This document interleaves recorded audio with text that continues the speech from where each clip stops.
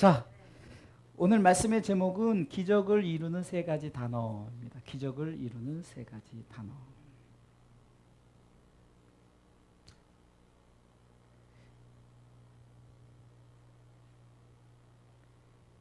가장 큰 기적이 무엇일까요? 아마 기적 중의 기적은 죽은 자가 다시 산다는 것이 가장 큰 기적이 아닐까요? 어떻게 죽은 자가 다시 살 수 있겠습니까?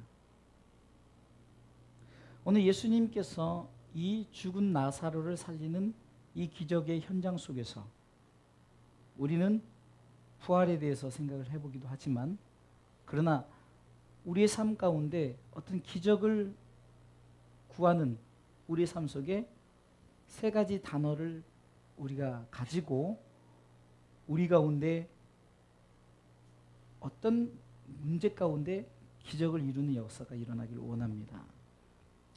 오늘 본문은 잘 아시다시피 죽은 나사로를 살리는 장면입니다.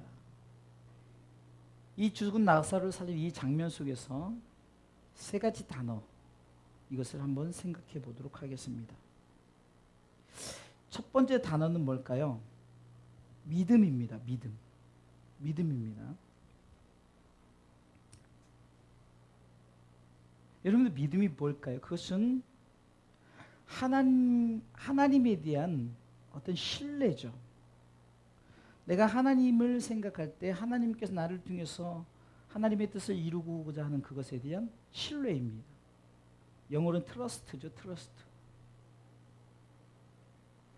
나는 당신을 믿습니다. 나는 당신이 반드시 이렇게 하실 것을 믿습니다. 예수님께서 이렇게 고백합니다. 40절 보세요. 다 같이 읽어보겠습니다. 예수께서 가라사대 내 말이 네가 믿으면 하나님의 영광을 보리라 하지 아니하였느냐 하신대. 지금 믿음을 요구합니다. 네가 믿는다면 하나님의 영광이 나타난다.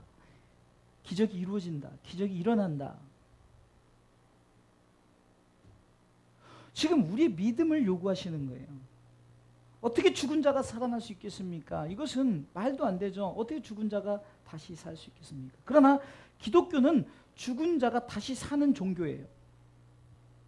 다른 거와 다릅니다. 무슨 불교나 이런 데서는 뭐 다시 태어나면 개나 돼지로 태어나는 게 최고라는데, 우리는 하나님께서 새 육체를 주셔서 다시 태어난다는 거죠. 그것을 보여주기 위해서 죽은 나사로를 살리는데, 첫 번째 우리가 이 기적을 이루는 첫 번째 단어는 믿음입니다. 믿음. 여러분들, 이 믿음은 우리 가운데 왜 중요하냐? 하나님과의 관계 속에서 내가 그분에 대한 어떤 나는 당신을 믿습니다라는 고백이 있거든요. 신앙 고백입니다. 예수님이 먼저 하나님에 대한 믿음을 가졌고, 또 그 믿음을 가지고 예수님께서는 왜 너희들이 아버지 하나님을 믿지 않느냐? 믿으라는 거죠. 네가 믿으면 하나님의 영광, 곧 하나님의 역사가 나타날 것이다 라는 거죠. 우리는 죽은 나사로만 살리는 것에 이것이 적용되어지는 것이 아니라 우리의 모든 사역 속에서, 우리의 모든 삶 속에서 반드시 이 믿음을 가지시기를 주님의 이름으로 축원합니다. 지난주에 오직 의인은 믿음으로 말미암아 살리라고 그랬죠. 우리가 구원받는 것, 하나님의 나라에 가는 것, 그 나라에서 우리가 하나님의 뜻을 나타내는 것, 이 모든 것이 믿음과 상관되어 있다는 거예요. 반드시 믿음을 갖고 나아가시기를 주님의 이름으로 축원합니다. 제가 옛날에 그 중고등부 청년들 이렇게 수련회를 가면은 프로그램 중에 하는 것이 있었어요. 근데 이것이 절대적으로 그 믿는 거죠. 믿는 거. 여러분들 그 가끔 우리가 그 서커스 고개하는 거 보면은 막 정말로 아찔한 장면, 밧줄을 이렇게 그네를 타고 이러면서 저쪽에서 넘어가지고 빙글빙글 돌아서 잡고, 이런 것이 서로의 믿음이 없으면 안 되는 거죠. 옛날에 그 우리 예슬이 어렸을 때도 처음 교회 시작할 때 거기서도 해봤는데, 이런 걸 해봤어요. 뒤에 든든한 게 그 서로 같은 팀끼리 팀을 만들어가지고 팀끼리 너희들이 지금 이렇게 딱 손에 깍지를 끼고 딱 받칠 준비를 하는 거예요. 받칠 준비를 하고 너는 무조건 그냥 그대로 넘어져라는 거죠. 팀을 믿고. 그런데 대부분이 이렇게 넘어지다가 못 믿고 이렇게 버려요. 이렇게. 그렇죠?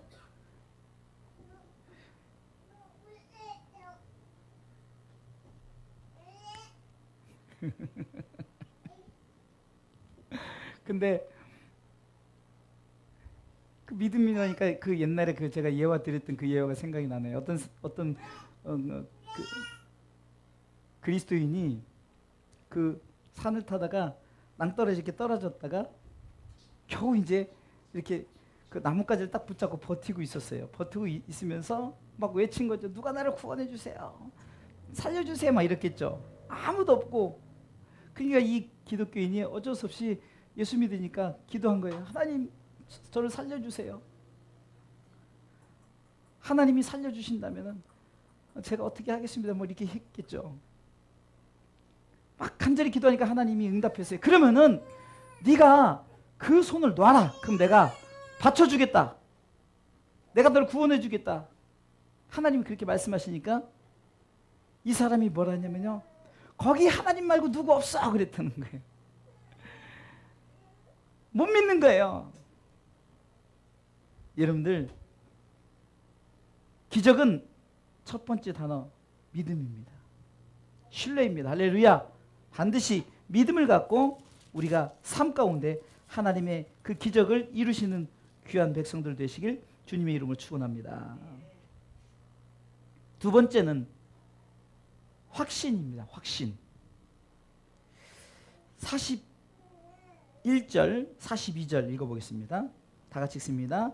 다 같이 41절, 42절 읽습니다. 돌을 옮겨 놓으니 예수께서 눈을 들어 우러러보시고 가라사대 아버지여 내 말을 들으신 것을 감사나이다. 항상 내 말을 들으시는 줄 내가 알았나이다. 그러나 이 말씀 없는 것은 둘러쓴 무리를 위함이니 곧 아버지께서 나를 보내신 것을 저희로 믿게 하려 함이니라. 아멘. 예수님께서는 항상 내 기도, 하나님의 영광을 위한 내 말에 대해서 책임을 진다는 것을 하나님을 향해서 확신을 가졌어요. 그래서 많은 사람들에게 말합니다. 내 말이 네가 믿으면 하나님의 영광을 보리라. 믿음을 얘기했고요. 두 번째는 확신을 가지라. 확신을 가지라.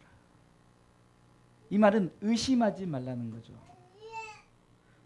우리가 자꾸 의심하면 뭡니까? 자꾸 우리가 딴 생각을 하게 돼요. 이게 믿음의 두 번째 단계가 바로 확신입니다.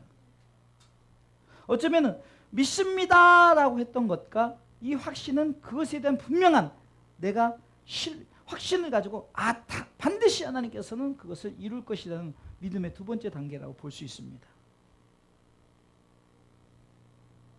그분은 내 기도를 들으신다. 할렐루야. 아이들이 배고프면 응애응애한 게 뭘까요? 반드시 누군가가 나에게 응애응애하면 내가 배고파서 우는 걸 알고 먹을 걸 줄 것이다. 확신을 가졌죠. 볼일을 보면은 내가 지금 굉장히 찝찝한데 내가 울면은 반드시 내 이 부분을 해결해 주실 거다. 확신을 갖는 거죠.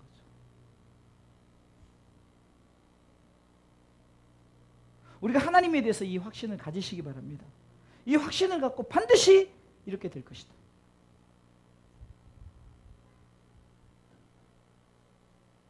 이런 비유가 있잖아요. 남편이 멀리 가서 돈을 벌러 가는데 갑자기 연락도 끊기고 깜깜무소식이에요. 그런데 막 월세도 밀리고 막 이래서 빚을 졌어요. 빚을 막 뭐 월세도 밀리고 이러다 보니까 삶이 몇 별인데 갑자기 연락이 왔어요. 내가 지금 언제 갈 건데 그때 내가 돈을 이만큼 벌어서 가니까 너 걱정하지 말라. 내가 다 지금 월세 밀린 것뿐만 아니라 다 해결해 주겠다라고 그랬을 때 이 아내는 남편을 믿고 어떻게 합니까? 확신을 가지는 거예요. 그래서 이제는 주인장이 와서 돈 문제 얘기해도 걱정 마십시오. 몇 월 며칠에 대해 정확하게 주겠습니다. 그리고 확신을 갖고 뭔가를 준비하겠죠. 남편에 대한 확신입니다. 반드시 신뢰했던 이 남편이 이제 성공해서 돌아오리란, 아니 돌아온다고 약속을 했으니까 그것을 믿고 기다린. 이것은 그러니까 가상이 아닌 실질적으로 우리에게 주어지는 것이란 말이죠. 확신을 갖고 우리가 기적을 이루어 나가시기를 주님의 이름으로 축원합니다. 예수님이 이렇게 말합니다. 항상이라고 말해요. 항상. 이것은 한 번만 내가 확신을, 이 확신이란 것은 뭡니까?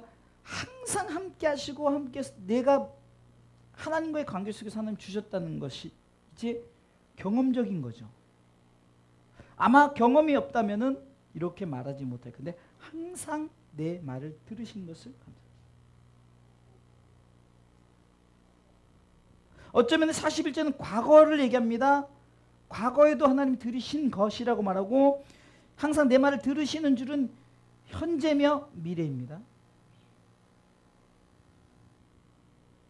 내 지금 이 문제를 해결하시는 그런 상황, 현재 상황, 그걸 확신 갖고 앞으로 해결하실 것을 믿고 나가는, 과거에도 현재에도 미래에도 이 확신을 갖고 나갑니다. 하나님은 늘 들으신다는 것을 예수님이 믿었어요. 저와 여러분들은 마찬가지입니다. 결국은 하나님이 우리의 간구를 들으신다는 것을 확신하십시오.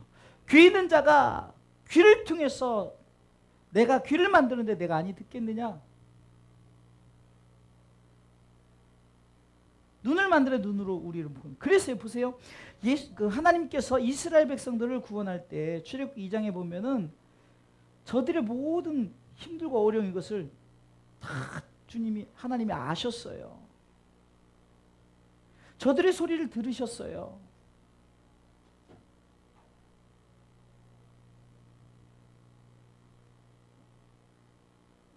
하나님은 다 우리의 소리를 들으시고 우리를 보고 계신다는 이 사실. 지금도 우리 아이가, 기쁨이가 이렇게 다니지만 만약에 이거 하려면요, 누구든지 이거 떨어질 것 같으니까 해서 지켜보고 있다가 떨어지려고 그러면 탁 붙잡겠죠. 하나님은 항상 스탠바이 하고 계셔요. 왜 이렇게 움직입니까? 이 아이는 누군가 나를 책임져줘. 여러분 생각해 보세요. 아이들이 움직일 때 저는 참 신기한 게, 아이들이 움직일 때 안 다친다는 거, 이거 신기한 거 아니에요? 누군가 보고 있다는 거. 부모가 못 보면은 누구라도 보게 한다는 거죠. 그런데 그렇지 않으면 어떻게 됩니까? 아이들은 맨날 다치고 심지어는 위험에 빠지고 심지어는 죽을 수도 있는 상황이 되지 않겠습니까? 이 확신은 그래서 중요합니다. 마지막 세 번째 단어는 선포입니다. 할렐루야. 선포예요. 중요한 거는 믿음을 가졌어요. 확신을 가졌어요. 그러면 어떻게 합니까? 내가 믿음으로 확신을 갖고 선포하는 거예요.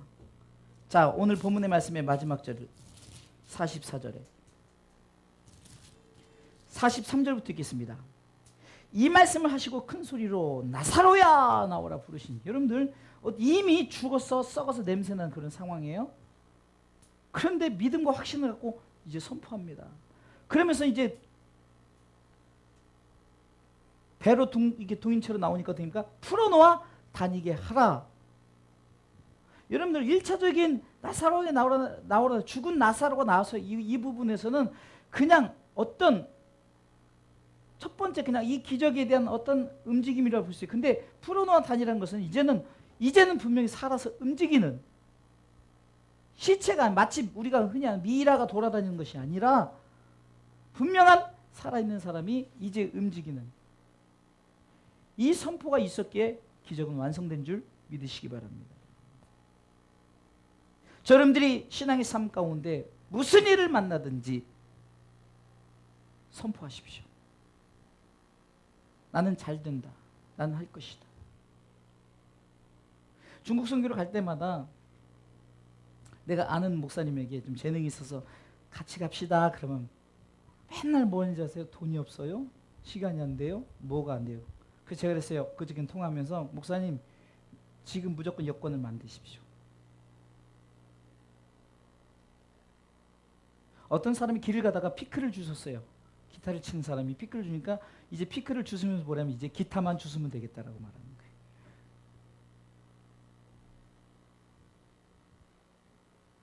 내 입으로 고백하는 대로 지금 말하잖아요. 지금 네가 믿고 나가면 하나님의 영광을 보리라. 하나님 역사한다는 거예요. 그럼 네가 시인하라는 거죠. 안드레가 보리떡 5개 물고기 2마리를 가지고 나왔어요. 그것은 내 어떤 믿음과 확신을 가지고 나왔어요. 그리고 말합니다. 이거 있습니다라고 말하는 거예요. 이거 선포입니다. 이것은 뭡니까? 이제는 주님이 일하십시오라고 말하는 거예요. 풀어놓아 다니게 하라. 말도 안 되는 상황입니다. 그러나 선포할 때 기적은 완성되는 줄 믿으시기 바랍니다. 3가지 단어. 믿음입니다. 할렐루야. 2번째 확신입니다. 할렐루야. 3번째 선포입니다. 그래서 우리가 이것이 그냥 성경적인 사건이 아니라 우리 가운데도 무엇을 하든지 믿음을 가지십시다. 확신을 가지십시다. 그리고 우리가 입으로 선포합시다.